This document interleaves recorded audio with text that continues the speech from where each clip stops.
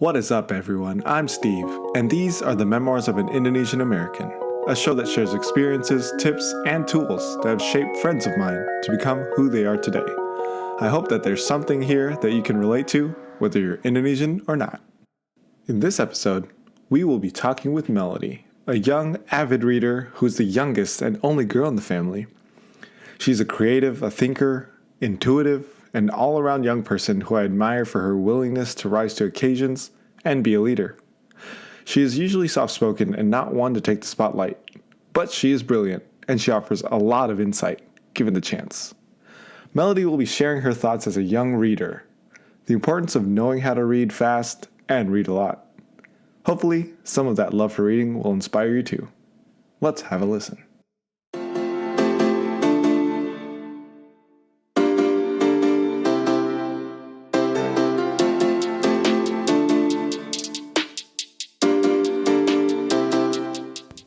Hey everyone, today I'm here with Melody, and we just wanted to get to know you a little bit, Melody. So if you wouldn't mind sharing with the listeners, the audience, about one thing you're passionate about.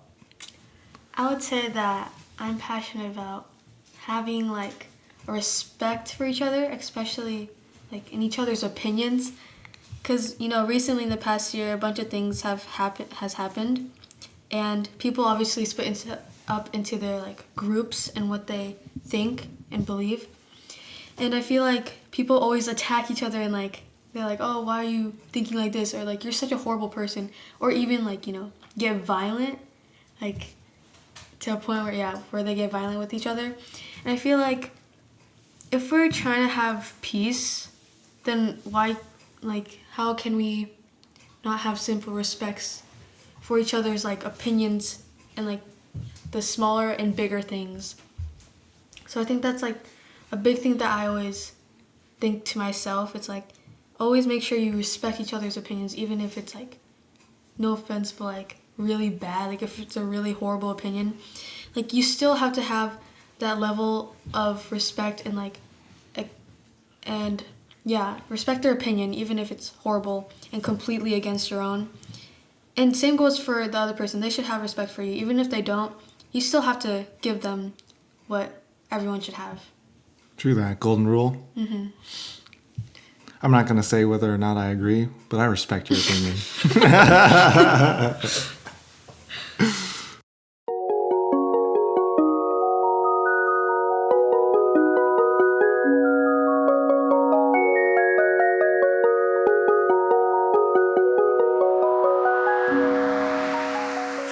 In this segment, we're going to learn about how you can love reading from a 7th grader. So Melody, let's go ahead and jump right into it. How much do you read? Honestly, I wouldn't say that I'm a very big reader. I'll read, but it depends what I'm reading. So I think what you're reading really depends on how much you love it. Or how much you love it depends on what you're reading. Right. Yeah. But would you say a book a month or multiple books a month? At least 2 a month, or around 2-ish a month. And you would say that your reading level is above your grade level? I'd say around that range. Okay. Do you happen to know how many words per minute you read? No, I don't. Do you think it's higher than the average? I'm not trying to be... All right, it might for the audience, it might very well be. We haven't taken the test, but... all right, let's jump into the origin story as to where did you learn to both read and love to read? Because a lot of people out there nowadays, we're just scrolling through phones, and we'll read articles or one quote on a post on Instagram, but we don't actually go in depth and actually read and study articles, journals, maybe even books, just as a leisure activity. So I obviously started learning how to read when I was 3 or something. 3 years old? Yeah, probably. I don't know. But I think I learned to love reading when probably 1st grade. I'd say 1st grade. Because Judy B. Jones books hit different. Shout out to Judy B. Jones. How many of those did you read? I read a lot of those. Or Amelia Bedelia books. Those are bomb. Yeah. Shout out. But I learned to love reading from those, obviously. But then I think I started to take it more seriously when in like third grade. I'd say third grade. Because I know that my oldest brother, Andrew, really encouraged me. So did my parents. But Andrew was a big part of encouraging me to read a lot. Like, he would always recommend books that he read when he was my age. And I think that that's super amazing. Like, that's so nice to have, like, someone to, like, guide you through and, like, help you develop that skill and that love for reading. So, really thankful for Andrew. So having a role model and having someone you look up to, Yeah. just recommend it. And I'm sure he recommended a lot of other things, but that's awesome. Yeah. So he might have mentioned it, and maybe you do know, and maybe you're still thinking about it, but why is reading important to you? And why do you think reading might be important for your life? Besides, obviously, knowing how to read. It's very helpful. But just being a good reader. Okay. So I think that being a good reader, like knowing how to read and how it's important to you is like, obviously you need to know how to read for academically, but I think it's also for yourself. Like, if you're trying to read a self book to help yourself, you need to know how to read, obviously. So it can help you grow as like a person, and I think that's really important because the books I read, honestly, are like personal books. Like, they're about people and their life lessons, and I think those are like I love reading about those books. Does one come to mind? Yeah, actually, Tuesdays with Maury is actually such a good book. I started reading it like, I think 2020 Thanksgiving break, and then I finished it, winter break. So it took you like a month? Yeah. Or two? Yeah, it's really like small, but it's. How many pages is it? Hold on. 192. It's like really short, and it's super nice. Like, I don't think it's pretty. Like, it's not hard to read, and I think that all ages like would love it, even if you're like older, like late 30s or like even my age. I really liked it because it was like about old professor, talking to his student, and then they split apart, and the professor's like, "Oh, you should come see me." He's like, "Oh, I made a promise," but then years later, never talked to each other again. But then he happened to see him again on a TV show, and he's like, "Dang, I feel so bad. Like, I made this promise." So then he comes back, and because the old professor is obviously dying, like, I forgot what he was. Hold on, time out. I'm gonna stop you. Are you gonna spoil the whole book? Oh, I should probably not. Okay, Is it a highly recommend? Yes, I love it. Okay. What age did you start reading this, you said? No, I was still the same age. Yeah. 12. Okay, yeah. So, anyone, you recommend it? Yeah, Wherever you are. like, it's such a meaningful book. I think really mature people would also love to read it. Because it's not just, like, a story. It's, like, literal, like, advice from someone. Like, literal quotes and, like, literal quotes from someone who's, like, literally, like, no offense, but, like, dying. He's literally dying. And he's just talking and giving life lessons still to his student. Cool. That's cool. So, you would say reading is important for your life. Just because if you need to help yourself, you need to know how to read. And, like, spiritually, reading the Bible or reading Ellen G. White books or other books, too. That also is a big thing that can help you spiritually. And so, not just those academically and for yourself. Now, would you feel like, of the books you've read, if you happen to watch the movie of it, would it be as good? Ooh, okay, that's such a debated topic. I feel like the book gives more detail on what's happening, but it's easier to, like, picture in your head when you see it, obviously. But I would say the book, honestly. That's such a nerdy thing to say. But I mean, it's really descriptive, right? Yeah. They'll use good words that are detailed, and then in your mind, it'll be your interpretation. Yeah. Right? So it's like super cool because it's unique, and maybe the book is specific now to you. Like, the picture in your head is different than everybody else's. Exactly. Like, it's not the same picture that people paint for you. Right. It's like your own. Yeah, that's true. That's true. People are painting their own picture. You got to paint your own picture. Yeah, sue the movies, guys. Cool. Okay. And awesome. So you mentioned a book that you're currently reading, or you have read really recently. What are some maybe easy books to start out with if I'm not that good of a reader? Some easy ones that you were like, man, these were just easy classics that I think throughout my life, like if I was in first grade, I would just read this really easy book. What did you mention? Judy B. Jones and Amelia Bedelia? That was like entertainment, but I don't know why. Giving Tree, such a good book. I don't know why. It's just, I actually wrote an essay about this, The Giving Tree, but it was just, I don't know. It just seems like such a powerful thing, even though it's such a like little amounts of words, especially that it's a kid's book. I feel like it not only speaks to kids, but to adults, and to remind you that, you know, there are people who are still there to love you and like care for you. Yeah. Even when you just ask or need things like constantly, they're still gonna be there.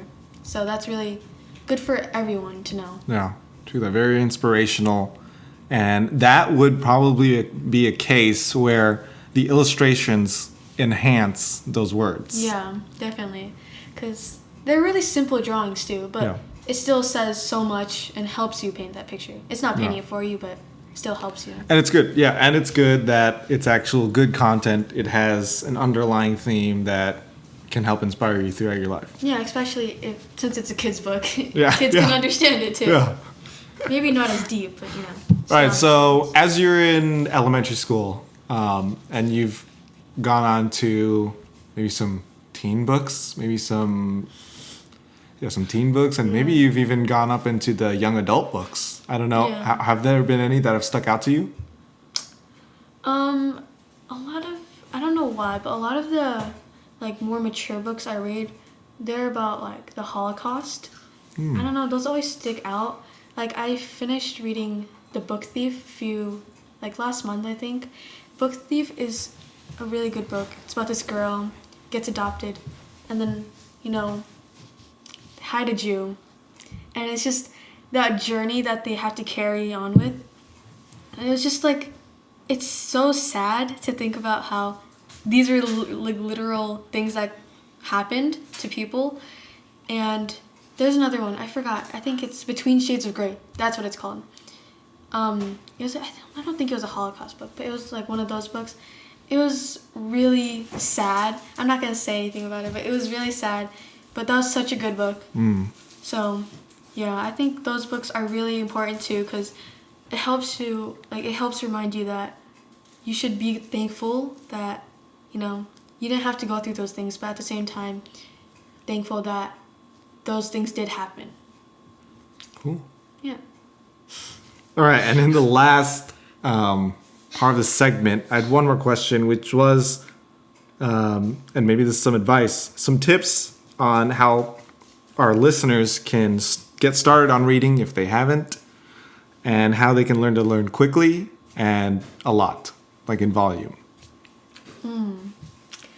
I think that start at your own level. Like, that's such a simple thing to say, but I think it's really important that you don't give yourself too much. Like I talked about limits.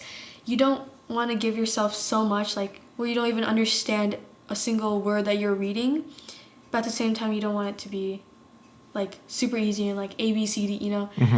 So I think, you know, starting off where you know you can understand it, but at the same time, it's challenging you a good amount. Because, I don't know, sometimes I feel like, me personally as well, we, you know, give ourselves too much to be like, oh, well, I'm advanced, so, like, I think I'm advanced. And then we give ourselves too much, and then we're like, I don't know what I'm doing, you know? Yeah. And you end up, like, you know, wasting your time reading the book, and you don't even know what it's about. So I think that starting off where you know you are, just start there. Because you don't want to, don't underestimate yourself or don't overestimate yourself. That's a big tip that is really helpful for me. And you would say just don't be embarrassed, because everyone is running their own race, whether not in just the grand scheme of life, but in these little facets, that it's okay. Yeah. To start, if I'm a first grade level at age 28, that's okay, but you have to start somewhere. Exactly. Like, you know, no, not to call anyone out, but like, you know, those kids in class, you're like, dang, why oh dang, why did they volunteer to read, you know? Oh, But yeah. like, it's good. It's good that they're still wanting to challenge themselves and help themselves grow. That's the same mindset that everyone should have. And, you know, even if they're not a fast reader, they still, you know, always volunteer. It's always that one kid that volunteers and they don't like read that fast, but it's good that they're still like pushing themselves hard. Yeah. And you shouldn't judge them just because. Right. We should respect them. Exactly. Right? Respect. So I think that's a really big thing. Because I feel like we were like, oh, why are they, you know, being really slow at reading? Like, it's the same for us. It's just we're not on the same level. Right. Yeah. That's a good mindset to have, right? Mm-hmm. We don't ever want to be bullies. Yeah. As much as we make fun of our friends, we do it because we love them and we want them to be better. Yeah, they be want a them to get buddy, better. not a bully. Be a buddy, not a bully. Amen. True that, girl. All right. Cool. Yeah. And that wraps up this segment of How to Love Reading.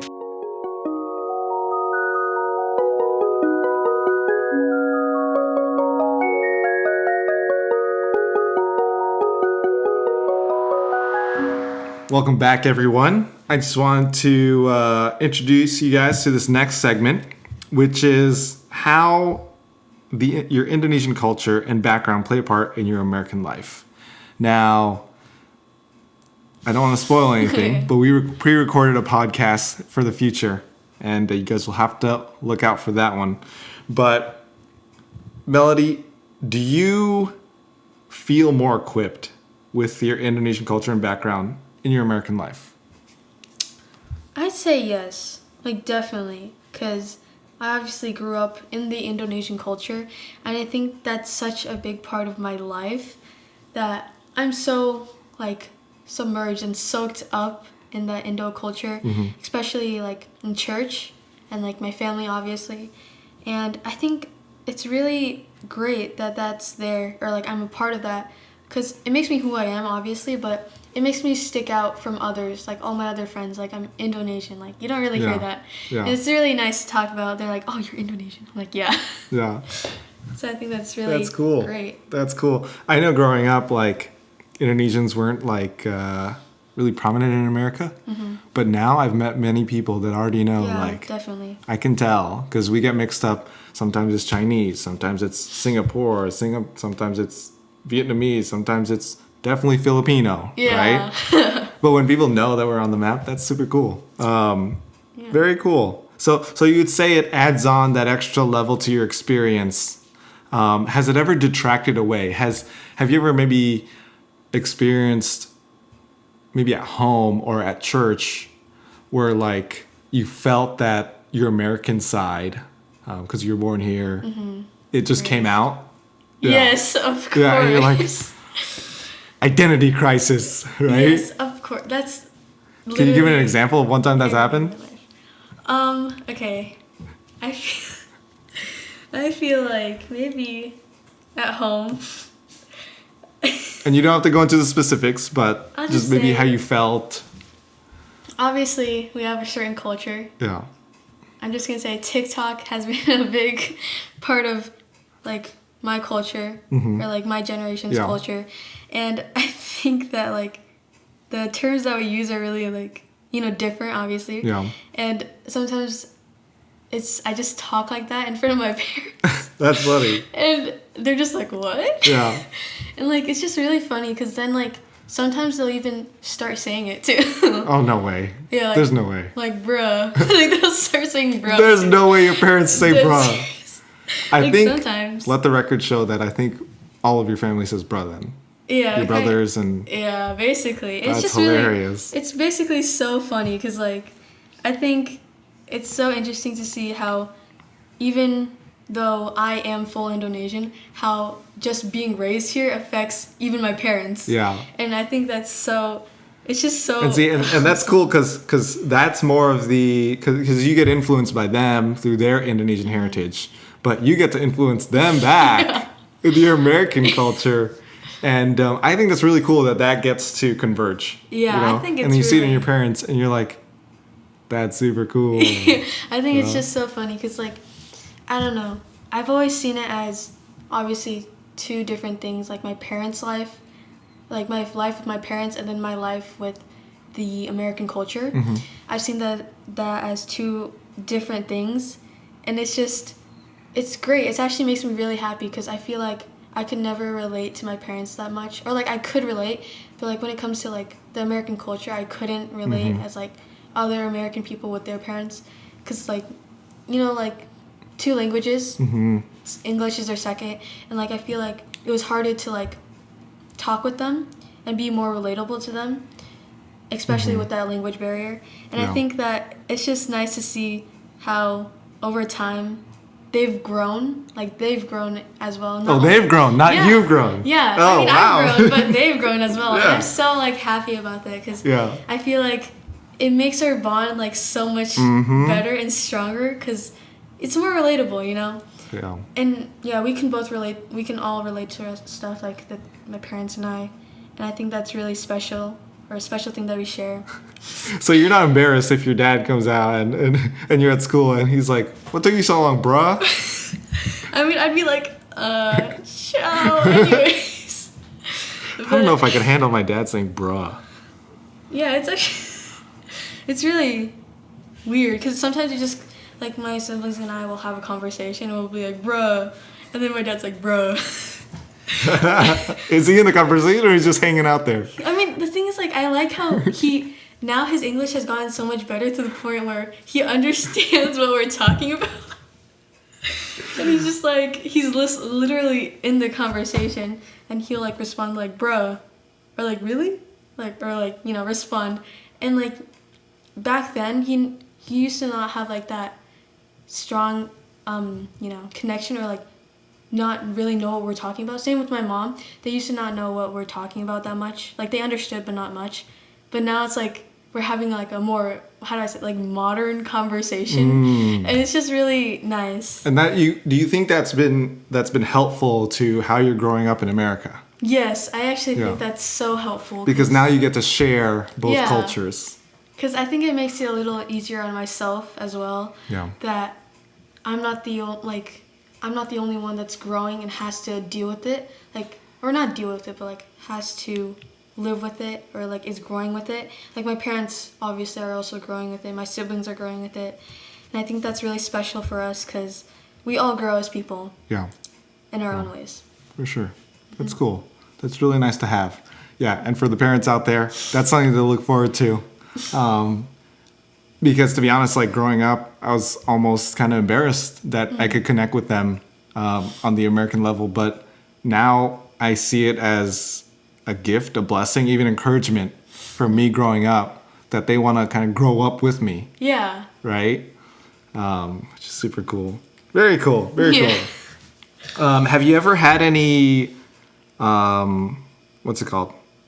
Any times in your personal life where it's been kind of like an issue that you've kind of been hindered, like you had to hold yourself back or hold that Indonesian side back and just embrace American culture, like whether maybe it's in school or hanging out with your friends, you're just like, I'm kind of shy because Indonesians don't really do this and I don't know if I like it. Oh, that's such a good question. Okay.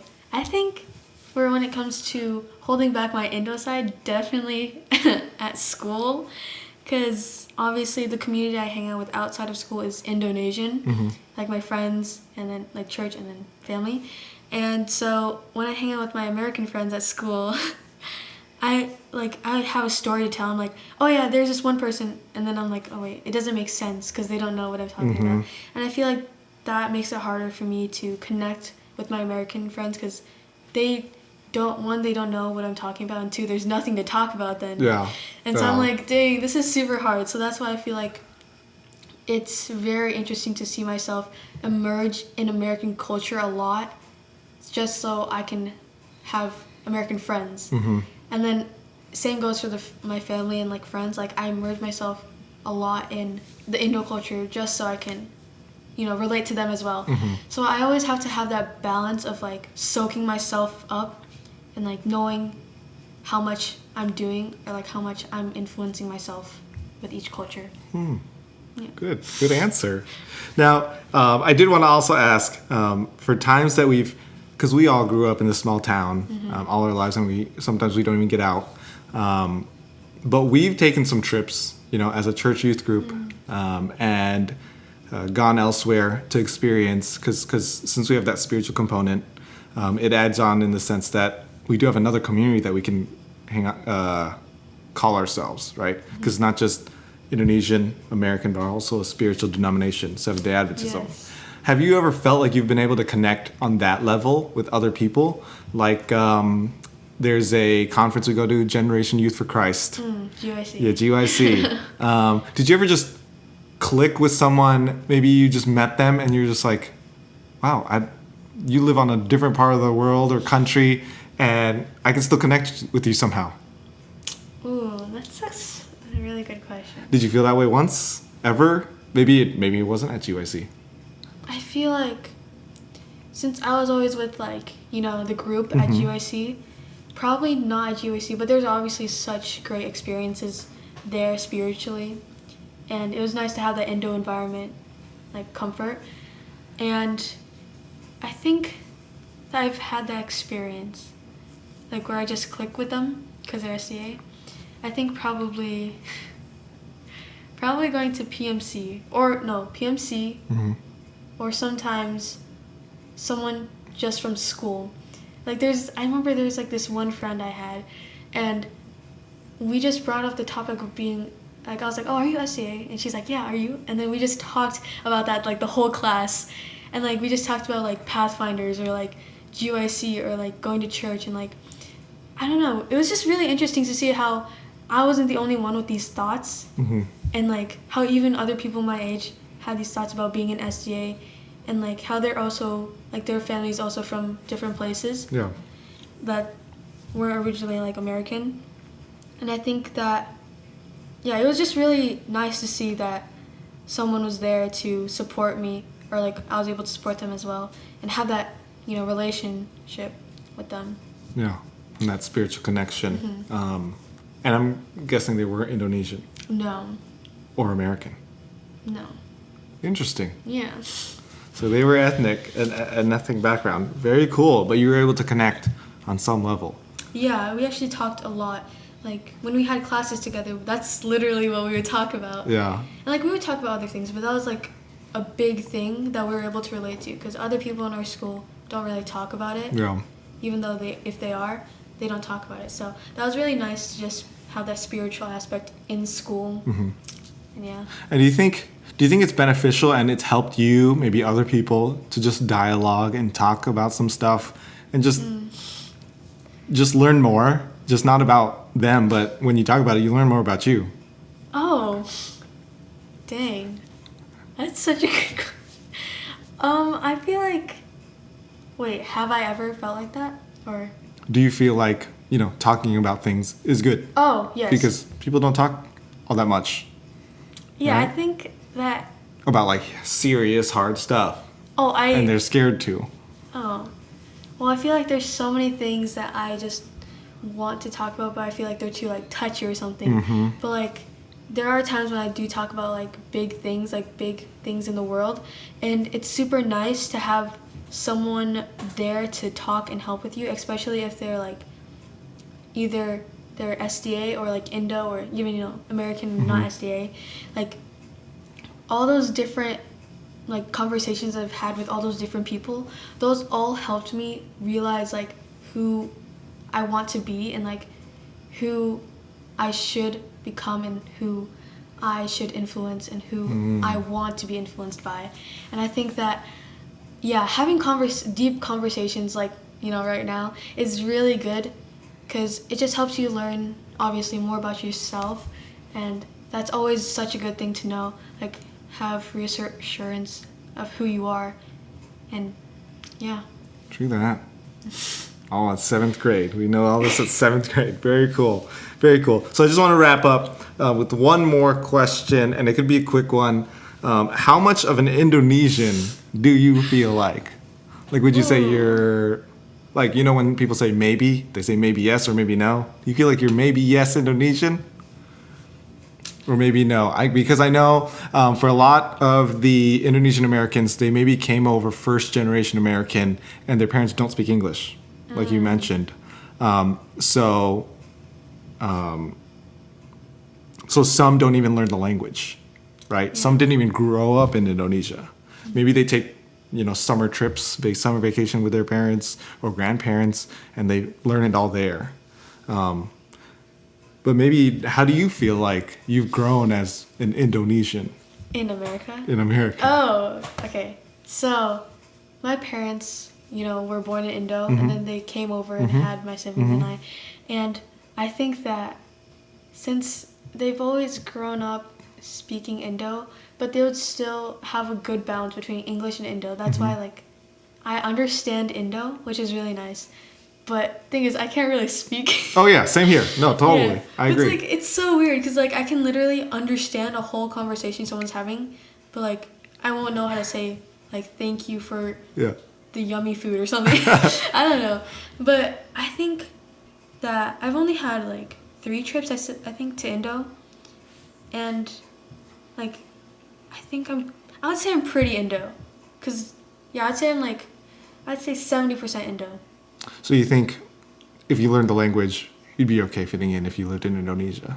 Oh, that's really... I'll let you hold on to that one. For those of you listeners out there that are also Indonesian American, shout out. Yeah. If you have a comment, let us know. All right. Thanks, Melody, for shedding a light on that. And that's just elementary school. But we look forward to, talking more. Yeah, definitely. Later.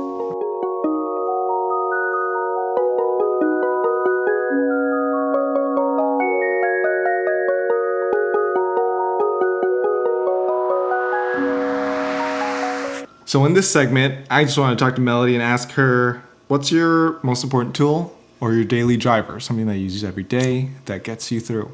I think, personally, I think that's because just knowing the fact how far or how much my parents has done just for me to be here, sitting in this seat right now, that's always a thought that I have. If I'm doing not so good at something, I'm well, just try to work harder because my parents made so many sacrifices for me to literally just be here in America.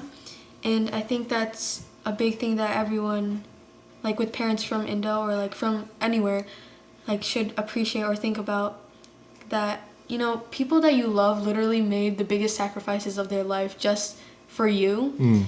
And you should take initiative of that. Even my brothers, they also, even if they're not from Indo, or born in Indo, they still made so many sacrifices for me, and I think that it's just a way to repay them and say thank you. I'm working hard because you did this for me. Yeah, and that's what they ultimately want for you, right? Yeah. They want you to just be the best you can be. Yeah, all parents want their children to be the best they can be. That's true. That's true. Oh, I didn't want to make this about this, but in turning that around, do you ever feel like that's been a pressure for you? Ooh, definitely. Because I know the stereotype is Asian parents are really strict and you have to get good grades, you have to get all A's. Have you felt it as a pressure? You've been describing it more as a privilege and you're acknowledging it as a blessing. But have you ever felt it as a pressure? And do you have any tips to kind of enlighten everyone as to how you've tried to overcome it? Okay, I think that yes, there is a big privilege in everything, but there's also always a downfall or something that, just makes it eh. And obviously it is a pressure. And I wouldn't say there was a stereotype for me personally. I was expected to get good grades, but it wasn't a thing where I was oh, you'll literally get punished, Right. It wasn't that stereotype. It was just more of we expect good from you. And that's good to have. At the same time, it's a lot, especially if you're doing other things that you want to do, personally. There's things that your parents want to do, and obviously that's good for you, for you to do. You should do those things. But at the same time, you have your own interests and your own hobbies that you want to do, and you put that on yourself too, because obviously it's your choice on what you want to do. And I think that there's definitely a pressure there of trying to please not only yourself but your parents, you know? And I think that something that you can do to help that is just know that you're not the only one obviously going through this stuff. There's obviously people doing so much more. I'm not saying that like what you're doing isn't important. It's just there's so many other things that you could be worrying about. And I think that being a stereotype isn't something that you should worry about at all. Like, no one cares if your parents are that stereotype or aren't. So, yeah, just know how to handle both those situations on yourself and for your parents. Right. So, like, as an Asian, if you didn't happen to bring home an A in let's say, math, right, you brought home a B-, it's not the end of the world. Yeah. But they just want to also instill the fact that you can do better. And they not only expect, but it's respect your potential. And they know you have the potential to do better. Definitely. And they always want to push you. Right. Yeah. And that's all it is. Yeah. Like, everyone expects everyone knows that their children can be the best that they can be if they put them into it. And I think that's really important because especially nowadays people are always like doubting themselves, you know, and comparing themselves, whether it's like academically, like physically, mentally, emotionally. I think that it's important to know that they just want the best for you, and you should want that too, like the best for yourself. Yeah. Oh yeah. Yeah. And it's just have a positive mindset about it, because there's some people that, you know, don't even have parents that expect anything from them. So it's important to realize that your parents do love you and care about you. Cool. What you do. Hey man, true that.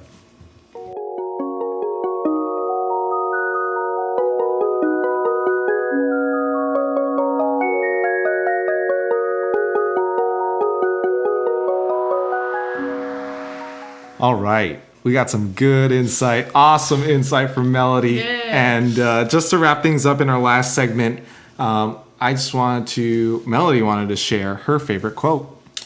It's actually from the Tuesdays with Memoirs book. It's something that Maury said. It said, "So many people walk around with a meaningless life. They seem half asleep, even when they're busy doing things they think are important. This is because they're chasing the wrong things. The way you get meaning into your life is to devote yourself to loving others, devote yourself to your community around you, and devote yourself to creating something that gives you purpose and meaning." So yeah, there's so many other quotes that he says or things that he just says, and those are just one of them. So I think that's really important to know that you're probably chasing the wrong things if you aren't happy with what you're doing, and you know, gotta devote yourself to the people around you, people that you love and care about. Very cool. Yeah. Thank you, Melody. I hope our audience has been inspired by this podcast. I know I have. But until the next time, I think that wraps us up for today. Yeah. That's it from me. I'm Steve. I'm Melody. Bye. Bye.